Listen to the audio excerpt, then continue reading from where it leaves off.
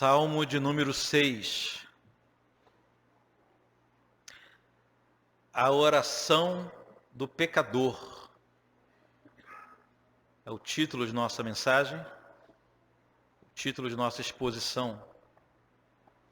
Salmo de número 6 será projetado, mas você fará bem se acompanhar em sua Bíblia também.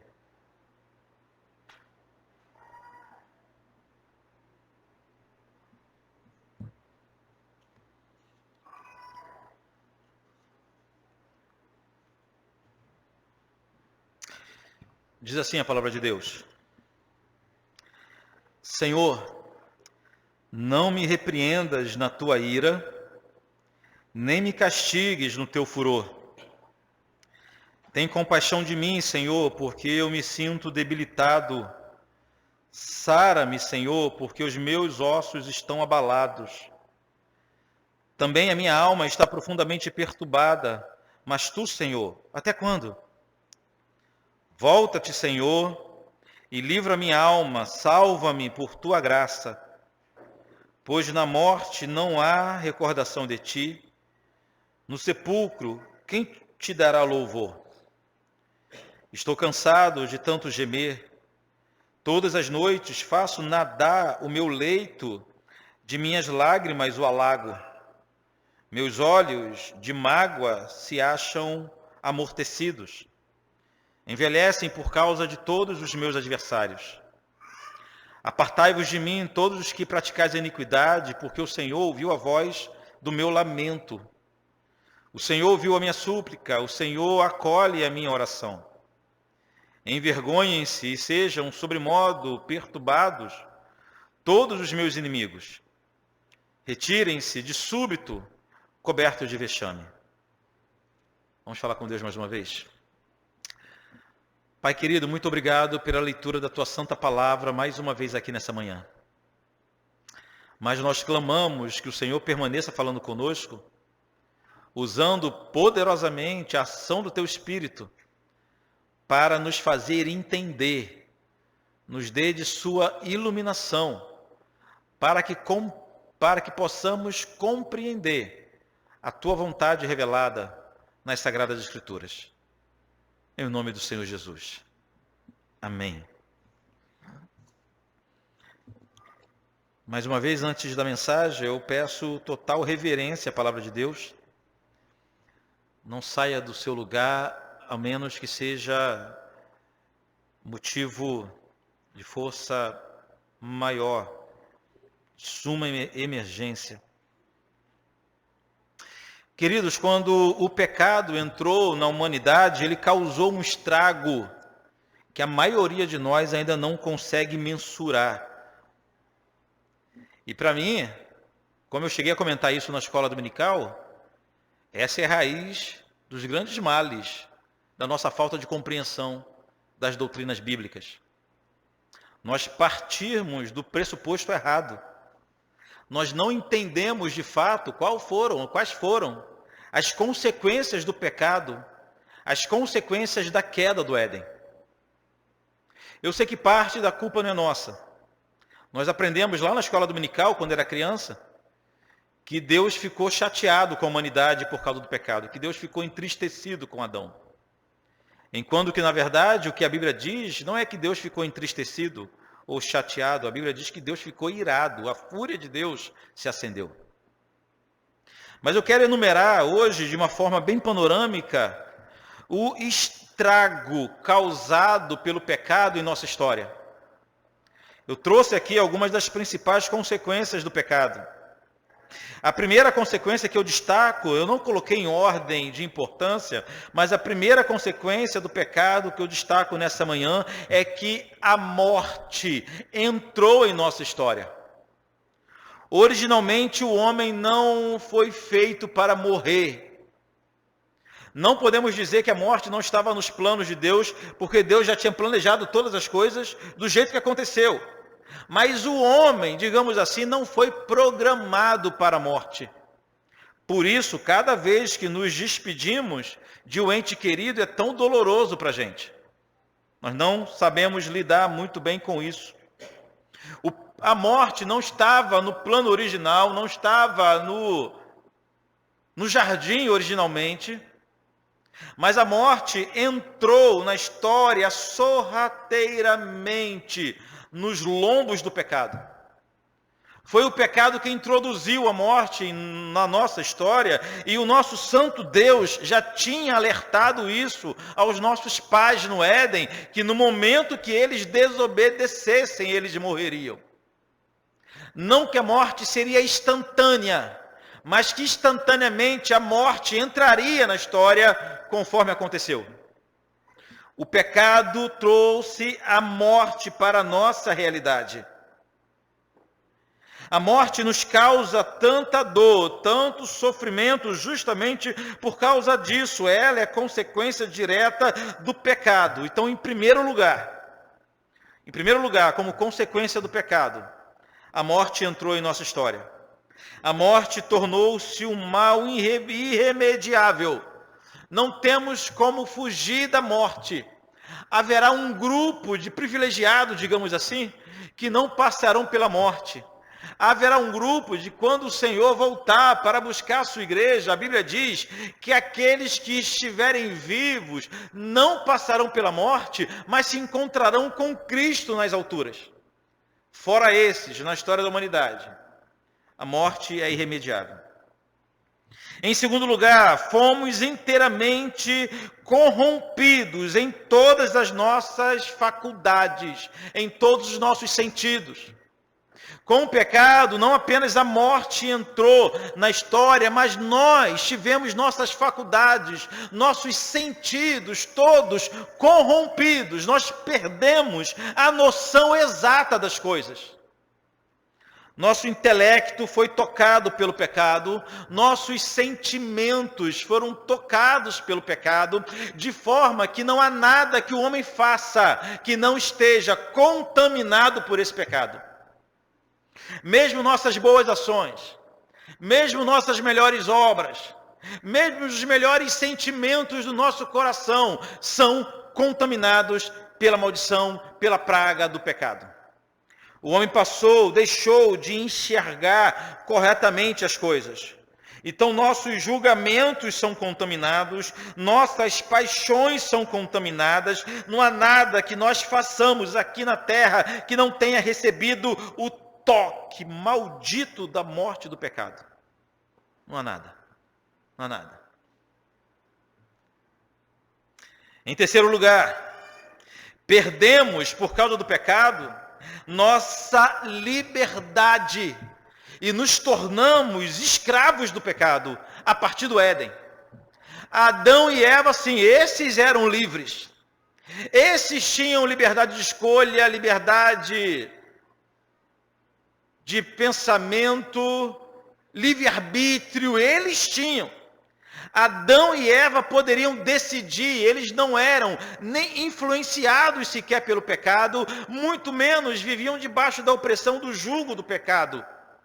Mas tendo a liberdade de escolha, eles escolheram desobedecer. E a partir de então, o que acontece é que todos os homens que nasceram, todas as pessoas que nasceram a partir de Adão, já nascem contaminados com o pecado e sob a opressão do pecado. Quer prova disso? Nós não precisamos ensinar nossos filhos a fazer o que é errado. Nós precisamos ensinar os nossos filhos a fazer o que é certo e corrigi-los quando faz o que é errado. Eles já nascem pecadores, como nós já nascemos pecadores. Então, em terceiro lugar, o homem tornou-se escravo do pecado. Em quarto lugar, tivemos a nossa imagem desfigurada. Os irmãos vão lembrar que nós fomos criados originalmente à imagem e semelhança de Deus. Mas a partir do pecado, nós não perdemos totalmente a imagem de Deus, porém ela foi desfigurada em nós. Nós temos ainda a imago Dei, a imagem de Deus, dentro de nós, em nossa vida, levamos ainda parte, a nossa dignidade provém justamente disso, Cada ser humano é alguém digno justamente disso, porque seja ele quem for, leva consigo ainda a imagem de Deus. Um parênteses aqui. Animais não levam a imagem de Deus. Nem o teu cachorrinho. Por isso que ele não é teu filho. Ele não leva a imagem de Deus.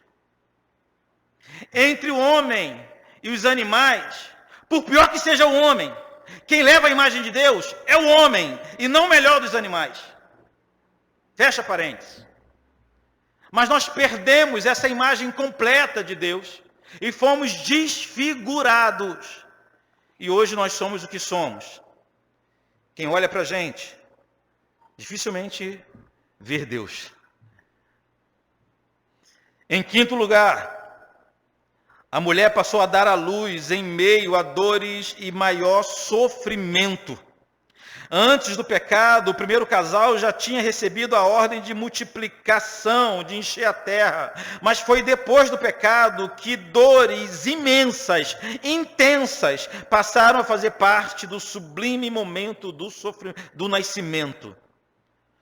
E o homem também já tinha recebido a incumbência de trabalhar e cuidar da terra, mas foi depois do pecado que o trabalho passou a ser árduo e o sustento passou a ser debaixo de sofrimento também. Não havia esse sofrimento antes do pecado. Está vendo como tudo de ruim que a gente conhece é resultado do pecado? O problema do homem não é a disparidade social, não é a injustiça social, não é a falta de educação. O problema da humanidade é o pecado. É disso que a igreja precisa falar. Mas de todos os terríveis males que o pecado nos trouxe, eu quero destacar dois. Primeiro, nosso total banimento da presença de Deus. Eu já falei isso aqui 1000 vezes e vou repetir 1000 vezes. O homem tinha total acesso ao Criador, mas o pecado transformou ou criou um abismo entre Deus e os homens. O profeta Isaías diz que o nosso pecado tampa os ouvidos de Deus para que ele não nos ouça. E nossas iniquidades fazem um abismo de separação entre nós e o nosso Deus.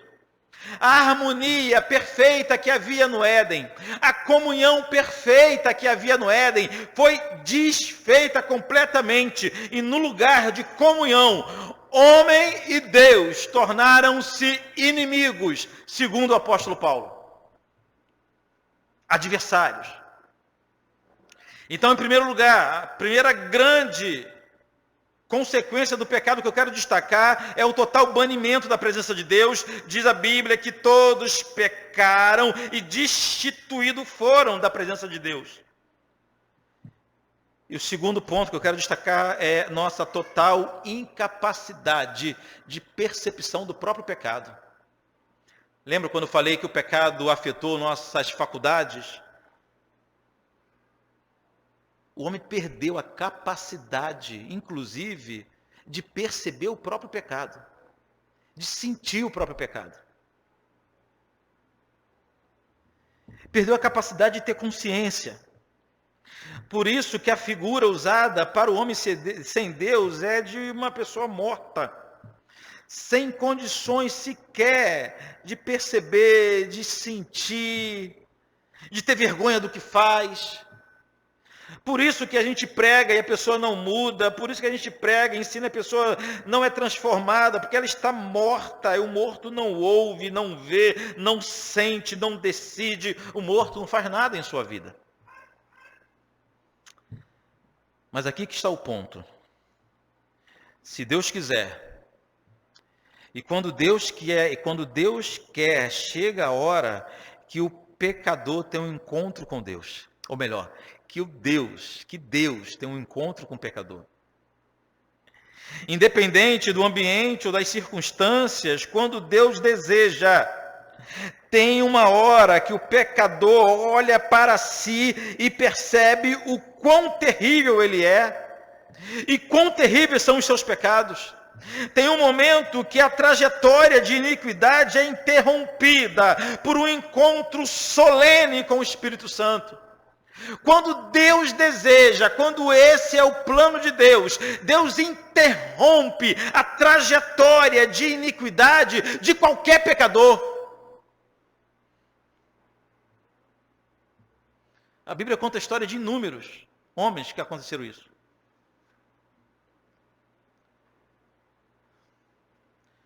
No caminho de Zaqueu estava Jesus, interrompendo a trajetória de iniquidade de Zaqueu. Cada um dos discípulos ou dos apóstolos estavam em suas vidas, muitos deles cometendo seus pecados quando foram interrompidos por encontro com Jesus.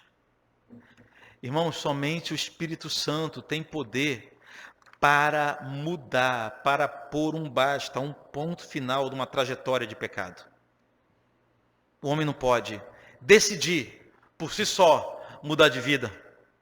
Somente o poder do Espírito Santo pode romper a dureza vil do coração do pecador.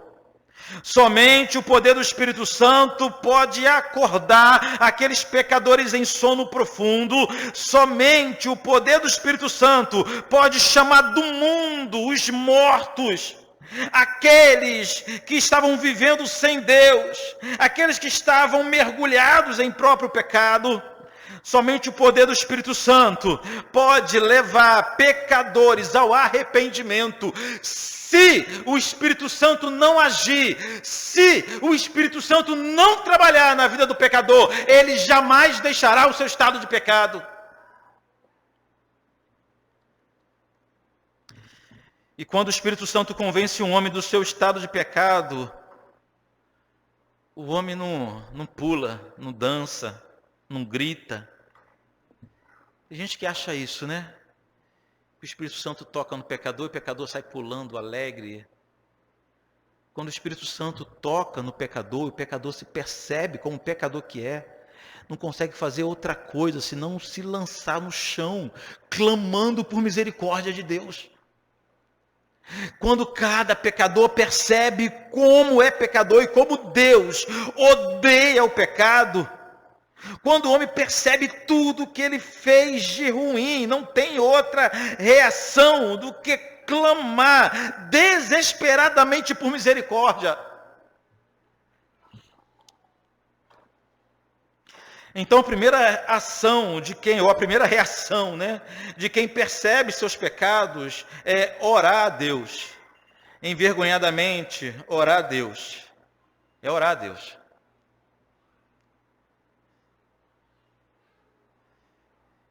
Eu não entendo como alguém, quando chega à consciência, plena consciência de seu pecado, consegue somente compor uma música, não é isso?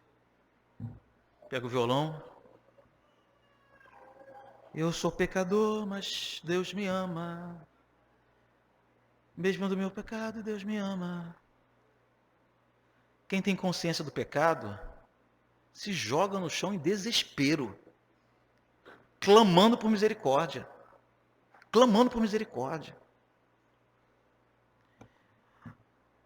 Fazendo uma verdadeira oração, completamente envergonhado. O salmista vai dizer que a nossa parte é corar de vergonha, então completamente envergonhado, sem palavras, diante do Deus que é santo. Não há outra coisa a se fazer nesse momento, senão clamar por misericórdia.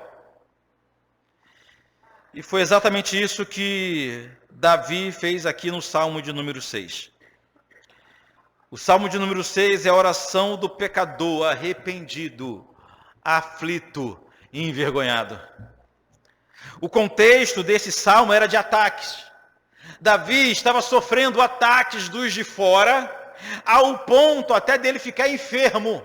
Mas ele reconheceu que tudo que estava acontecendo na vida dele era consequência, direta ou indiretamente, de seu próprio pecado.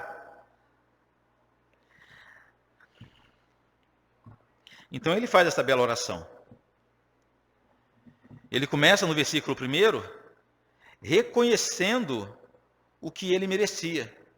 Vamos ler juntos o versículo 1? Vai ser projetado aqui. Versículo 1. Senhor,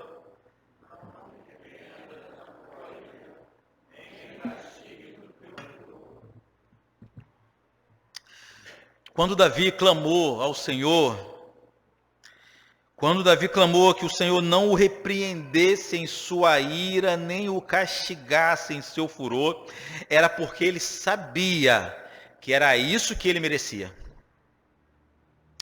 Não sabemos o que Davi tinha feito nessa ocasião. Não sabemos quais pecados ou às quais pecados ele estava se referindo. Mas o que nós sabemos é que ele tinha exata noção, correta a noção dele, de que o que ele era merecedor era da ira do Senhor e do furor do Senhor. Davi não iniciou sua oração se sentindo injustiçado, igual a gente faz de vez em quando, aquela oração sem vergonha que a gente faz. Ah, Deus, eu não sei o que está acontecendo. Eu não sei o que foi que eu fiz. Não, ele não orou assim. Ele não iniciou sua oração se sentindo injustiçado. Ele não iniciou sua oração preocupado com sua reputação ou tentando justificar seus erros. Não foi isso que aconteceu. Davi também não iniciou sua oração minimizando a gravidade do pecado. Tem um negócio estranho acontecendo hoje em dia. A gente vê de vez em quando artistas famosos, pastores conhecidos que caiu da graça, que se envolveu em algum escândalo. Quando esses homens vêm a público pedir perdão, como são pessoas públicas, né? Um pastor famoso, um artista famoso, quando vem a público pedir perdão, a gente pensa que ele vai fazer uma live somente se lamentando, envergonhado, pedindo perdão, não. Normalmente começa assim, irmãos, eu pequei, mas quem não peca, não é verdade? Eu pequei, mas Davi pecou, e quando Davi pecou, sempre tem uma justificativa, minimizando os próprios erros. Que loucura!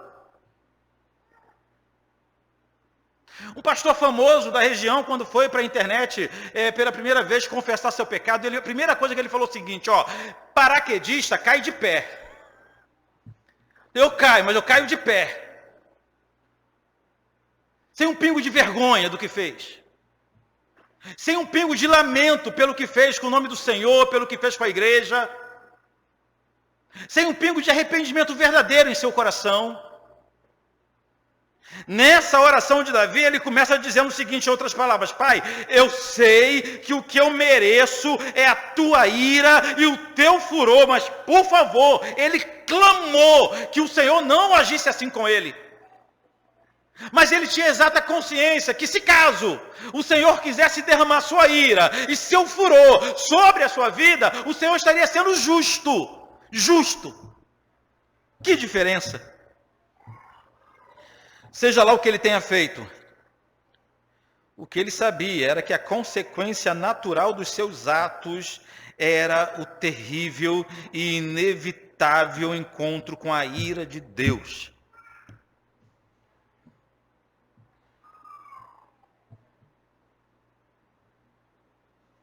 Em segundo lugar, a percepção do pecado gerou em Davi uma angústia tão profunda que resultou em sintomas físicos. Pode um negócio desse? Olha o versículo 2 e o 3. Tem compaixão de mim, Senhor, porque eu me sinto debilitado. Sara-me, Senhor, porque os meus ossos estão abalados. Também a minha alma está profundamente perturbada. Palavras de Davi. Esse é um daqueles versículos que, se forem lidos fora do contexto, podem passar a ideia de que o autor estava falando de um sofrimento qualquer, não é verdade? Quando nós lemos nesse trecho coisas como, me sinto debilitado, sara-me, meus ossos estão abalados, minha alma está profundamente perturbada, somos logo levados a crer que o salmista estava se referindo a um sofrimento qualquer. Ou até mesmo, possivelmente, uma enfermidade física. Mas, irmãos, o contexto aqui não era de sofrimento causado pelas dificuldades dessa vida. Não era esse contexto. Todo o sofrimento que Davi experimentava, ou estava experimentando nesse episódio, era consequência direta de seu pecado. Havia uma dor no coração de Davi, havia uma dor na alma de Davi. Seu sofrimento era tão intenso que ele chegava a sentir dores físicas, consequência da vergonha que ele tinha, do lamento que ele tinha pelos próprios pecados. Que grau é esse de arrependimento? Não era nem de longe um arrependimento da boca para fora. Não era aquele tipo de arrependimento só para a igreja ver, não, era algo que causava sofrimento para Davi. Que diferença, né? Davi poderia chegar para Deus e falar: Deus, a paraquedista cai de pé. Eu pequei, mas quem não peca?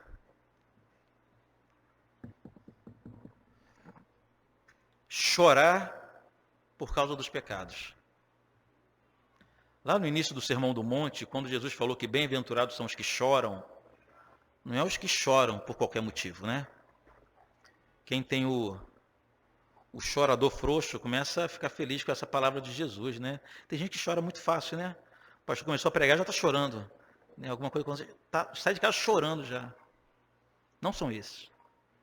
Quando Jesus falou que bem-aventurados são os que choram, ele estava se referindo àqueles que choram pelos próprios pecados e o grau de pecado do povo, que se lamenta, que se entristece ao ponto de derramar lágrimas. Davi não apenas se entristecia por causa dos seus pecados, mas ele adoeceu por causa dos pecados. O Salmo de número 32, um outro Salmo, número 32, versículo 3, Davi fez uma oração bem parecida. Eu vou ler para os irmãos. Enquanto calei os meus pecados, envelheceram os meus ossos pelos meus constantes gemidos todo dia. Você já se arrependeu assim? Você já se arrependeu ao ponto de sentir dor física? Davi passava por isso.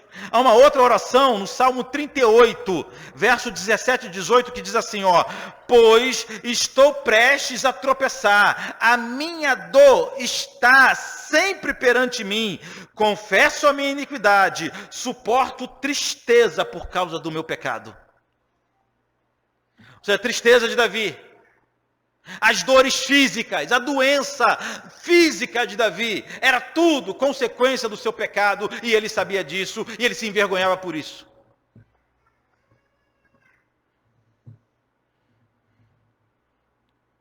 O versículo 6, voltando agora para o nosso salmo de hoje, o salmo de número 6, o versículo 6 diz assim: estou cansado de tanto gemer, todas as noites faço nadar o meu leito, de minhas lágrimas o alago.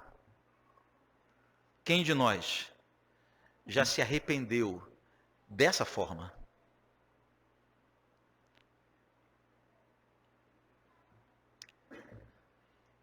Aí perguntam por que Davi é homem de acordo com o coração de Deus. Davi não é um homem de acordo com o coração de Deus porque ele não pecava. A Bíblia não oculta os pecados desse homem, pelo contrário. Pecados terríveis, que eu acredito que a maioria de nós jamais cometerá. Mas ele é um homem segundo o coração de Deus por essa capacidade de arrependimento sincero, honesto, depois de seu pecado. Não era o arrependimento da boca para fora. Não era aquele arrependimento difícil de ser constatado. Como que nós exercemos a disciplina eclesiástica aqui em nossa igreja? Dependendo da gravidade do pecado cometido pelo irmão, ele é convidado a se retirar das atividades, ou é levado à igreja o caso, é tirado do rol de... Enfim, dependendo, cada caso é um caso, como Jesus nos ensinou, mas o retorno do irmão à comunhão depende dele dar evidências de arrependimento sincero. E como nós nos confundimos com isso? Como é difícil a gente perceber quando a pessoa é sincera ou não. A gente julga pela palavra. Mudou de vida, deu algumas... Mas a gente pode errar. Perguntaram a Charles Spurgeon quando que um pastor que cai em pecado de imoralidade pode ser reconduzido ao púlpito. Ele falou que um pastor que cai em pecado de imoralidade só pode ser reconduzido ao púlpito quando o choro do seu lamento de arrependimento gritar tão alto quanto o escândalo do seu pecado. Estão me entendendo? Quando a humanidade inteira que foi escandalizada por seu pecado perceber que o choro do lamento dele é verdadeiro e sincero, ele pode ser reconduzido ao ministério. Isso, Davi não tinha essa dificuldade. O seu pecado, a vergonha dele, o fazia adoecer. Ao ponto de escrever no versículo 6 que ele alagava a sua cama com as lágrimas toda noite. Mas partindo para terminar esse salmo, essa oração, a segunda parte do salmo traz a confiança que ele deposita em Deus. Olha o versículo 8 e o 9. Versículo 8 e 9. Apartai-vos de mim, todos os que praticais a iniquidade, porque o Senhor ouviu a voz do meu lamento. Versículo 9. O Senhor ouviu a minha súplica, o Senhor acolhe a minha oração. Que alegria. Temos aqui um testemunho que o Senhor atende a oração, mesmo se feita pelo pior dos pecadores, se de fato for uma oração sincera, verdadeira. O homem que iniciou esse salmo clamando desesperadamente por misericórdia, finaliza o salmo convicto de que o Deus Santo atendeu a sua súplica. Agora a pergunta é, por que Deus atendeu a súplica de um pecador? Por quê? Porque desde o início o que nós verificamos é um pecador, um homem que caiu em pecado, possivelmente cometeu uma iniquidade terrível, mas se arrependeu de forma verdadeira. Sofreu na carne, no corpo, as consequências do seu pecado de forma verdadeira. Uma pessoa que não tentou terceirizar os seus problemas, uma pessoa que não responsabilizou os outros por causa do seu pecado, uma pessoa que não culpou o pai, a mãe, o tio, a igreja, o pastor, a sociedade por causa do seu pecado, não. Um homem que chega diante de Deus e fala, o que eu mereço é a fúria e a ira, mas Senhor, tem misericórdia de mim. Somente isso.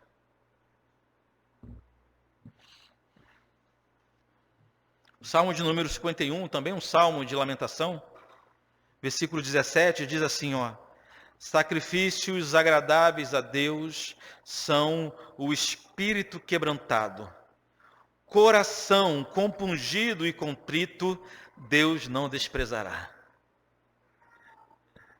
Que alegria! Que maravilha que a Bíblia não é feita apenas de palavras de juízo. Que maravilha que a palavra de Deus não contém apenas condenação para o pecador, mas temos aqui o caminho do escape, que é a verdadeira ou o verdadeiro arrependimento. E assim a gente termina o Salmo de número 6.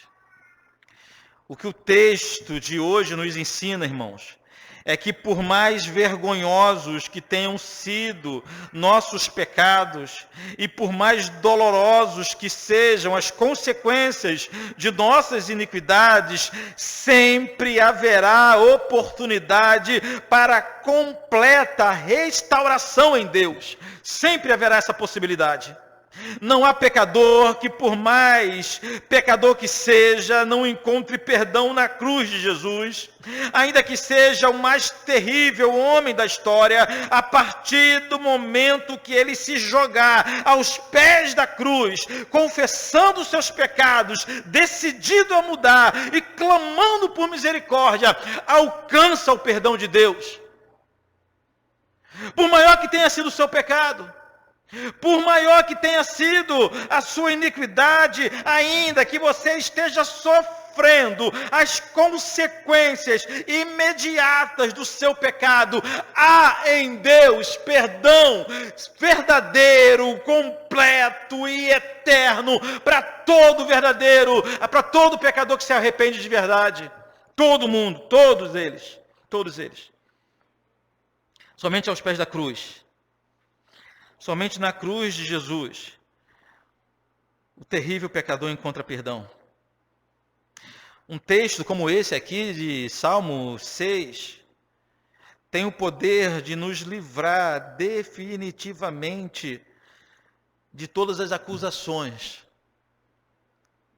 do passado ou do presente. Eu não sei você, mas tem algo que eu acho muito difícil de lidar, são com as acusações. Pessoas que sabem o que você cometeu, que não entendem a graça de Deus, e sempre vai fazer questão de te lembrar dos seus erros.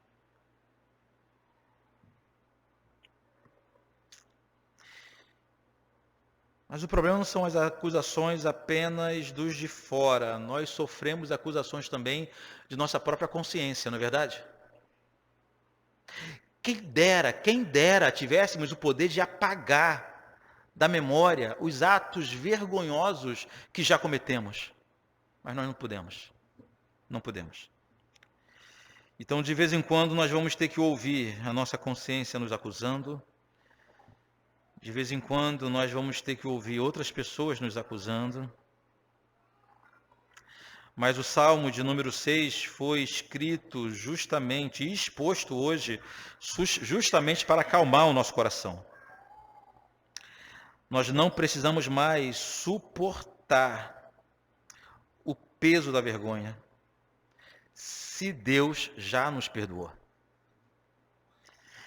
Podemos fazer calar nossos acusadores à luz dessa revelação. Os homens não podem mais nos acusar, o diabo, que é o acusador por excelência, não pode mais nos acusar. Nosso coração não pode mais nos acusar, se Deus já nos perdoou. Salmo de número 32, versículo 1 diz assim, bem-aventurado aquele cuja iniquidade é perdoada, cujo pecado é coberto. Feliz é aquele que alcança perdão em Deus, em outras palavras. O Salmo de número 51, versículo 7, na nova versão transformadora, diz assim, purifica-me de minha impureza e ficarei limpo, lava-me e ficarei mais branco que a neve.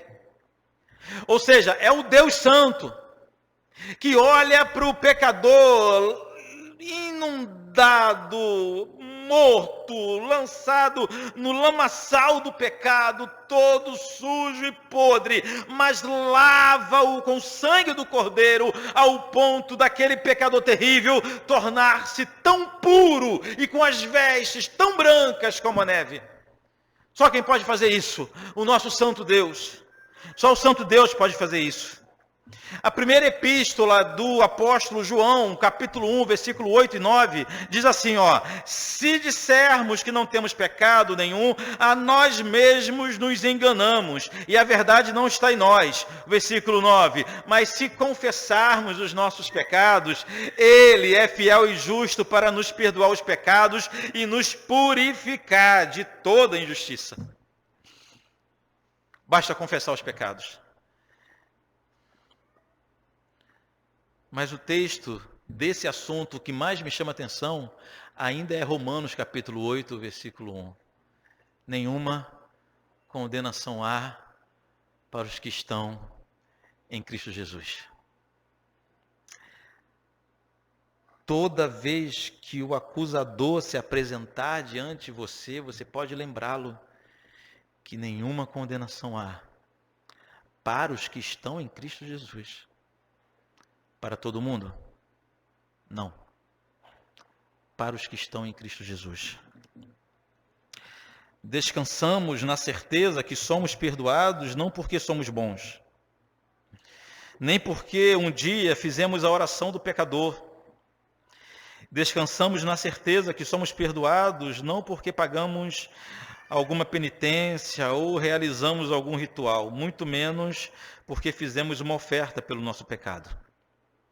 Descansamos na certeza que somos perdoados porque confiamos no sacrifício de Jesus. Como Romanos 8, 1 diz, estamos em Cristo, fomos lavados pelo sangue de Cristo. E é isso que faz a diferença. Abra agora a tua Bíblia no livro de Apocalipse, capítulo 7.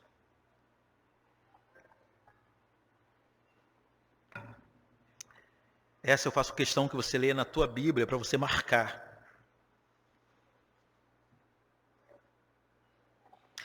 Apocalipse, capítulo 7.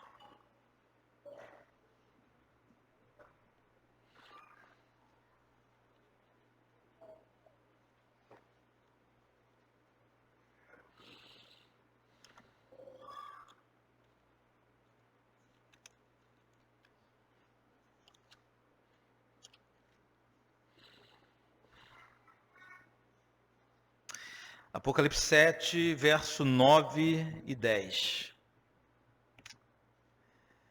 Depois destas coisas, eis que grande multidão, vou voltar ao início. Depois destas coisas vi, e eis grande multidão que ninguém podia enumerar, de todas as nações, tribos, povos e línguas, em pé diante do trono e diante do Cordeiro, vestido de vestiduras brancas, com palmas nas mãos, e clamavam em grande voz, dizendo: ao nosso Deus, que se assenta no trono, e ao Cordeiro, pertence a salvação. Esse é um dos textos que mais mexe comigo. Que segundo a visão de João, vai chegar um dia que todos nós, todos os salvos em Cristo Jesus, todos os salvos estarão de pé diante do Cordeiro. O texto diz que nós estaremos de vestes brancas, o que representa a santidade, a pureza, a purificação, as vestes brancas. E nós olharemos para o Cordeiro. E nós cantaremos ao Cordeiro, porque nos lembraremos que nossas vestes brancas só são brancas porque foram lavadas no sangue do Cordeiro. É meio óbvio que nós olharemos nossas vestiduras e lembraremos do tipo de vida que nós vivíamos, como andávamos sujos em nossos pecados, como que a podridão do pecado dominava a nossa vida. Mas nós estaremos diante do Cordeiro, todos de vestes brancas, e saberemos que nossas vestes só são brancas porque foram lavadas no sangue poderoso do Cordeiro de Deus. Que se não fosse o sangue do Cordeiro sobre nossa vida, permaneceríamos lá onde estávamos, afundados em pecado, afundados em iniquidade. Não fosse o sangue do Cordeiro em nossa história, jamais seríamos limpos para apresentarmos diante de Deus. Se não fosse o sangue derramado na cruz do Calvário, não teremos esperança nenhuma em nossa vida. O nosso encontro fatal seria com a ira de Deus. Mas o texto diz que nós estaremos diante do trono, estaremos diante de Cristo, estaremos diante do Cordeiro, completamente puros, completamente santos, completamente limpos, porque fomos limpos, lavados no sangue do Cordeiro de Deus, somente por causa disso. É confiar no sangue do Cordeiro que nos faz ter força contra as acusações. É ter certeza que fomos lavados no sangue de Cristo, que nos faz responder às acusações com firmeza, de quem sabe que hoje vive em Cristo. Eu estou em Cristo, nova criatura eu sou. Não confiamos em nossa própria força, em nossos próprios méritos, em nossa própria santidade, em nossa religiosidade. Confiamos unicamente no sangue de Cristo. Saiamos daqui nessa manhã, claro que em primeiro lugar, envergonhados por nossos pecados, mas com a certeza de que nós temos perdão em Jesus e não precisamos mais ser acusados. Amém? Feche seus olhos. Pessoal da música, por favor. Curve sua cabeça. Senhor Deus, a Tua palavra nessa manhã nos traz mais uma vez verdades profundas. A primeira delas é que o pecado desgraça a nossa vida. O pecado adoece a nossa alma e até o nosso corpo. Nossas iniquidades são vergonhosas. Praticamos coisas que não temos coragem de lembrar, menos ainda de falar. Mas estamos arrependidos, ó Deus. Nos colocamos contritos em Tua presença, envergonhados, clamando por Seu perdão. Que o Seu perdão traga também cura aos nossos corações. Traga cura aos nossos corações. De modo que nós consigamos viver agora de forma plena, como filhos de Deus, perdoados por Cristo. Amém.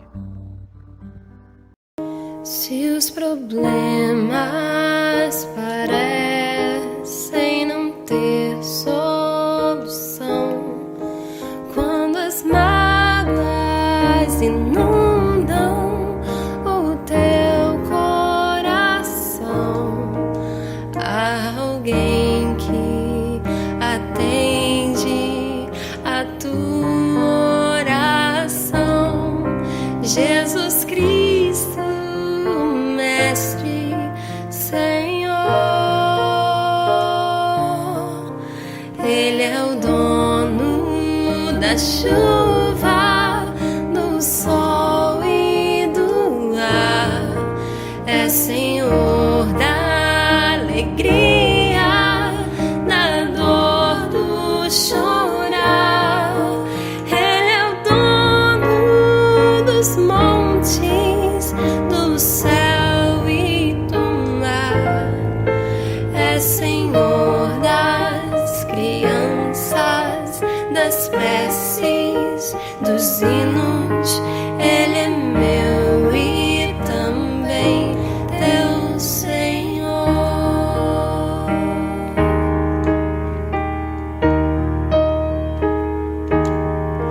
Ele é o caminho, a verdade, a luz.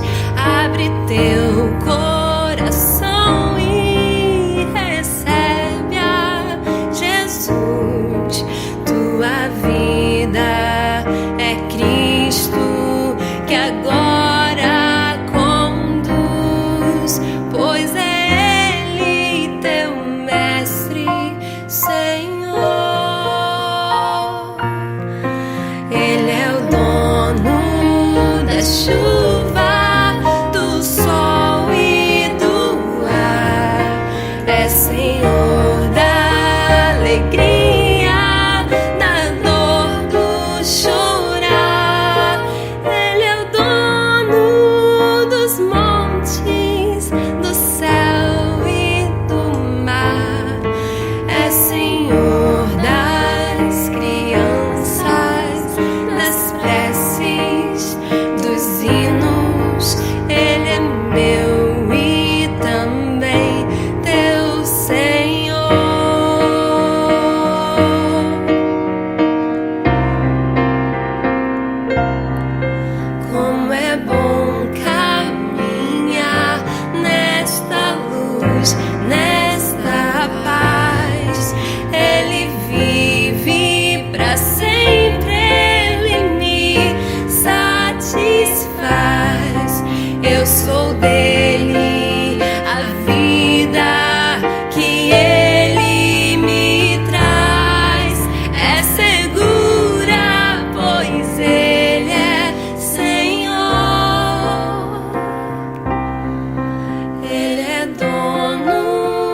chuva, do sol e do ar. É Senhor na alegria.